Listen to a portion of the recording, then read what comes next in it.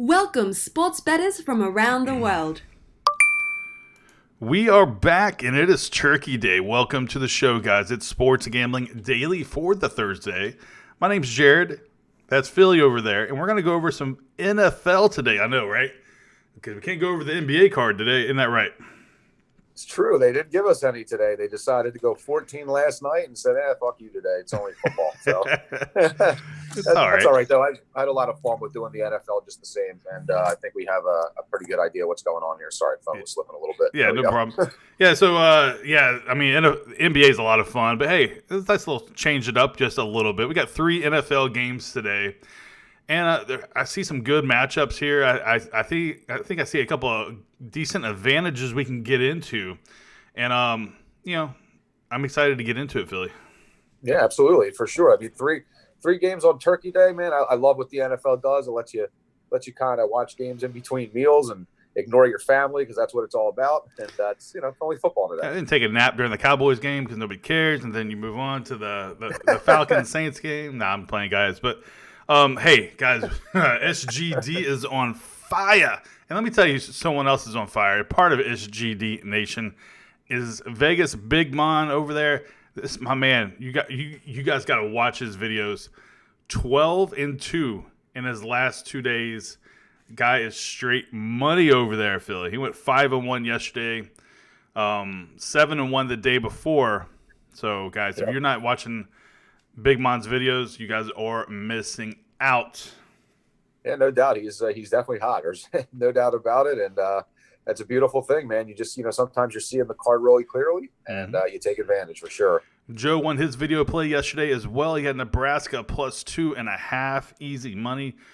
And in our private group, Philly, it was like Christmas last night. Literally so much money being won by the whole squad. It was insane. I had the Oregon over. You had that too, I think. Did you not? Yeah. I also caught them live when they were down because obviously they were coming back at like plus 185. I think a couple guys got them at plus 200. Maybe even a couple guys got them even more than that when they were down even further. And it was like, that's what's great about the live betting, man. You take a team that is pretty talented and you catch them at plus money, and and it's kind of like it's a good risk. I feel there's a lot of value in those situations, and those are things we were able to take care of yesterday in the little private group that we have, along with many prop bets that hit in the NBA yesterday, which was awesome. Come to think of it, I think we had a sweep on the videos because I know, Big Mon had his day, Joe, and then I had the Sacramento Kings, Philadelphia Sixers, Kings plus 9.5, which was a perfect story because I get the Sixers win and I get the Kings to, stay within the number, and beautiful. So guys, if you're not following us on Twitter, what are you waiting for? We're posting premium plays over there. I mean, hell, we're putting bets on there that we are betting, and we're putting them out there for free. So if you're not following us already at SGD Nation, come tail us. If you're interested, like Philly says, he put the Kings plus 9.5 as his play. He faded his own team, and I love that play. You and I talked about that for way too long, and I'm glad you put it on there. So our premium selections were 2-1 yesterday, so another winning day for the squad. If you're interested to join the team on Turkey Day, sgdwins.com. If you're interested in the private group, you can email me at sportsgamblingdaily@gmail.com or hit us up on Instagram. All right, that's enough, man. Let's talk about this football. Sure. All right, so we got Chicago taking on Detroit in just a couple hours, Philly, 12:30 Eastern time. Chicago 5-6, really good defense, really shitty offense, taking on Detroit team that I think is very disappointing this year, 3-7-1. I really thought that Detroit would have done more than they had this year. Now they look pretty decent at the beginning of the year, but just the wheels have fallen off. Stafford is hurt. And on the other end, and then now they're back up to Stafford. Driscoll potentially is hurt. So now we got a third stringer coming in here. This line opened up at a pick 'em. Now it's Detroit plus 6. Do we see any value here? And we also got the over-under at 37. Yeah, I know we talked about the over-under a little bit, and I know the numbers come down from where it was originally. I still kind of have like this feeling that this game is more lower scoring, and I still feel like it could possibly hit the under the total, even where it's at now. Right.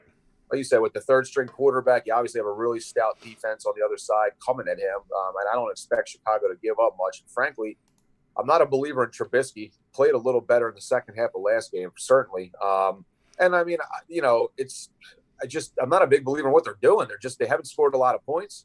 And you have a good defense versus a decent defense, a backup quarterback versus a starter who should probably be a friggin' backup. I don't know. It just has like that recipe for maybe having a lower feel to it. Right. I say that it'll be 42-41, but I don't think it's going to be that. That'd be insane, right? But there's no way Chicago, unless the Chicago defense is scoring points left and right. That would be the recipe. If there's interceptions or fumble returns, the defense scores 2 touchdowns. Yeah, the game goes over probably, but I have a hard time making an argument for the over unless that happens. And I kind of like that, man. And it's hard for me to, I don't know, that the plus 5.5 for Detroit may not be a bad play. I think the whole world's on Chicago. I guess I can't really argue against that. It's hard to pick against them in a situation like this. But for me, I think I like the total better, the under, more than I do actually a side. Yeah. So last time these two teams faced off was back on November 10th. Chicago won 20-13. Trubisky, man, they had to have buyer's remorse on this guy for taking him as early as they did. He's got 10 touchdowns on the season. So you're telling me that Trubisky and a third-string quarterback is going to be able to get to the total of 38, 37.5 in some spots? I mean, like Philly says, unless the defense makes some plays and you got a fumble recovery and it sets them up in good field position and then they can actually convert, I'm not feeling it, guys. I think under 37.5, under 38, wherever you can find that line. As long as it's not under 30, I think it's a pretty safe bet. They're not going to go that low. I don't think Vegas can really bring this total down low enough for it to be no value. Now, it would have been great to take this line when I was at 41. But here we are. We're not doing that. We're not doing the video a couple days ago, are we? We're doing the video right now. No. So, all in all, I lean Chicago and I lean the under here for this game. Yeah, I don't necessarily disagree. I mean, I can make a case for Detroit, losing and maybe staying within that points there. But I like the under myself. And yeah, the highest total you can find it at, and I would look to go under on that. Yeah, right now I'm looking at 37 is the total now. So, I mean, it's lost some value, but it's still there. I think it's worth getting into. 60% of the money is on the under, so it's not egregious, but a lot of that money was probably back when it was at 41 and 40. Right. So yep. All right. So I still like the under at 37. Me too. That was probably where I'd lean as well. All right, let's move on to the Dallas versus Buffalo. Dallas opened up at -7. Now they're down to 6.5. So it gives some value to the Dallas backers. It means a lot of money was going in on the Buffalo, and they I don't know. The thing is I think Buffalo at 7 was a pretty good bet. So but now you take that hook away, it kind of hurts. Buffalo's 8-3 on the road, or 8-3 overall. Dallas is 6-5. They just came off that bad game, just disappointing game versus New England. Buffalo just been cruising, man. I liked it. I liked watching them lose that game, frankly. But no, I'm just like, I mean, I'll take my bias out of it for just a second. Yeah, you're right. I mean, this will be an opportunity for Dallas to actually beat a winning team. I don't think they have a win against a team with a winning record all year long. Mm-hmm. Buffalo would have that 7-3-1 against the spread, 8-3 overall. Dallas is 7-4 against the spread, 6-5 overall.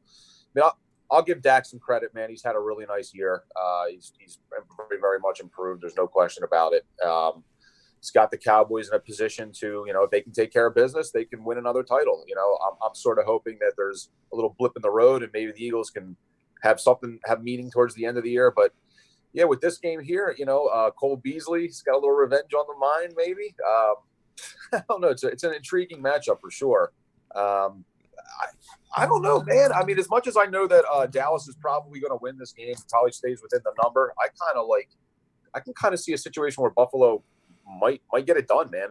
I really do. I don't want to underestimate what they've done, their defense, and even their quarterback. What he's able to do, he's able to move out of the pocket. Mm-hmm. You can't really just spy on him all that much. He can be a difference maker. So is this environment too big for Buffalo. That's the one thing I worry about. The Cowboys, they're used to this.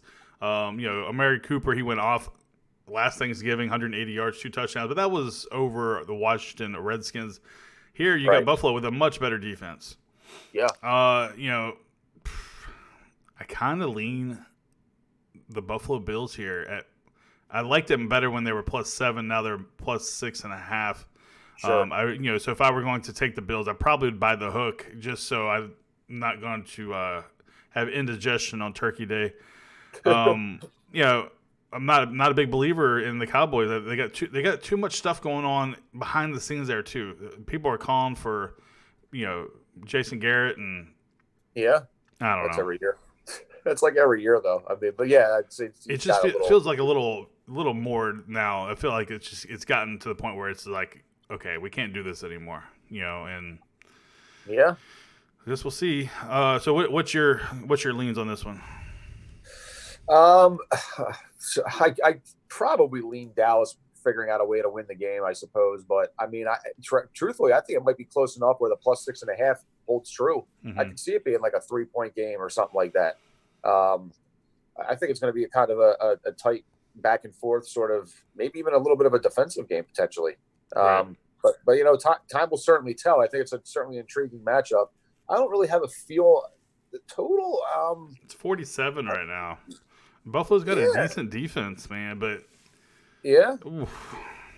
I kind of feel that one goes over though. Yeah, I mean, I can certainly see that. Dallas can certainly put up some points, and they got the receivers that can help with that. Mm-hmm. Maybe Zeke has a big day. Who knows? He's been a little bit back and forth. I think I probably would lean over the total, and I'm kind of like Buffalo with the points, but maybe Dallas to win the game. Overall. Sure. All right, we got a little primetime matchup here. Finish off today's episode. We got the Nolans. That's how they say that. Yeah. Nolans. Nolans. All right, we got the New Orleans Saints versus the Atlanta Falcons. This game opened up Atlanta +6. Now it's up to +7. You can find 6.5 in some spots, but man, you got the Saints. It just got obliterated. To the Falcons a couple of weeks ago. Saints have only lost 2 games this year, and Falcons is one of them. Yep. And not only did they lose, they got just crushed. Falcons 3-8, well documented with Ryan and the crew over there just not playing up to snuff.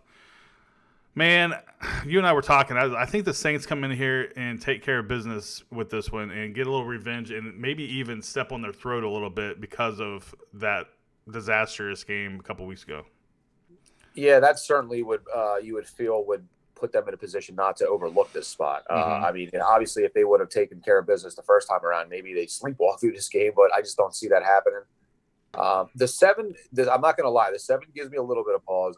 And I know that in divisional games, a lot of times, it don't matter how good or bad teams are. A lot of times they can be tight games and close games, and they know each other's personnel. And I mean, I think Atlanta has enough of an offense where they can cause some issues. And they obviously were able to get to Drew.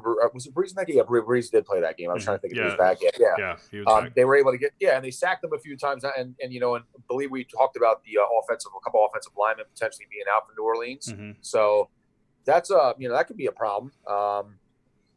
I would certainly lean New Orleans, but make no mistake about it. I could see a potential possibility where Atlanta, stays within the 7 or what have you, for sure. One of the things about the Saints, their defense has not been good lately. Right. They've given up a lot of yards, a lot of points. So that may lean to the better play being the over in this game of, 48 and a half, I think. So we're losing the hook over the key number of 48. But, man, the more and more I think about, why wouldn't we take the Saints and the Falcons and like you said, that I don't know. I think the over might just be the better play here overall. Oh, I can definitely see a case for points being scored, no question about it. For sure. Matter of fact, that when you're talking about 2 dome teams, that's usually what you think about. You think about the score going up, and you got 2 quarterbacks that can air it out. I don't know. I just don't know. Sometimes these divisional games, they don't go as advertised like that. Sometimes they're more smash mouth, but It's it's certainly an intriguing matchup. I'm really on the fence about this one. This is one of the harder ones for me to gauge, I think. Yeah, the Saints gave up 351 total yards to the Panthers, which, okay, you got McCaffrey over there, but, I mean, they're not lighting the world on fire over there in Carolina. They also have given up 260 total yards to 5 straight opponents. I mean, for a team that is 8-2, typically you have a better defense than that. Maybe Atlanta can take advantage of that. Maybe that's what Atlanta did take advantage of the first time they played. Yeah, I mean, there was obviously something. They figured out some way to get in there. And if New Orleans is missing 2 offensive linemen, I mean, that's a recipe for, can be disastrous. And that's the big part of what they're doing. And, if you can disrupt Breeze a little bit, maybe give him a little happy feet. He's not sitting back there comfortable looking for Michael Thomas down the field and all that. And I don't know, man. This is just a gut. This is my gut feeling. I feel like Atlanta can cause some issues. I'm not saying they're going to win. I just think it's going to be a tighter game. Could they win? Sure. But I have a strange feeling that they stay within the 7. Okay. There you go, guys. I lean the over more. I think that's the better play as opposed to the under. I totally understand your point there. So all that being said, hey, if you want our premium selections on this, we also have, there's a NCAA game today, Ole Miss versus Mississippi. And, just overall, sgdwins.com. And that's also how you can get into our private group as well. So, Phil, you ready to get on out of here and eat some turkey? Yeah, I think so, man. Got to smell the house is smelling pretty good right now as we speak. And, going to get lost in some football here in about an hour and a half or so. And yeah, man, let's enjoy that turkey. Did you decide to go fried turkey this time, or what are we doing? Oh yeah, we got fried turkey. Going to inject it with a little bit of buffalo sauce. Ooh, so good. Yeah, you're probably not going to be around later after that. Dude, it's so good, man. Anyway. All right, I guess that's it, guys. Thank you so much for watching this show. We'll be back tomorrow. Are we doing the tomorrow show? I would have to probably maybe shoot it tonight if you're all right with that. But yes, I would like to do something for basketball for sure. Yeah, we can do it. We got a lot of games tomorrow. Is it a full slate again tomorrow? Do you know? It looks to me like, if this is accurate, it's about 13 of them. Oh, joy. No, we like doing it, guys. We just kind of worry sometimes about how long the videos get. So, so we'll be back tomorrow with some NBA leans and picks. And guys, I hope everyone has a wonderful Thanksgiving. Thank you so much for supporting our channel. And we'll see you guys tomorrow. Happy Thanksgiving, SGD Nation, and the rest of YouTube. Have a great holiday. And like Big Mom would say, let's eat. Yes, sir. Yes, sir.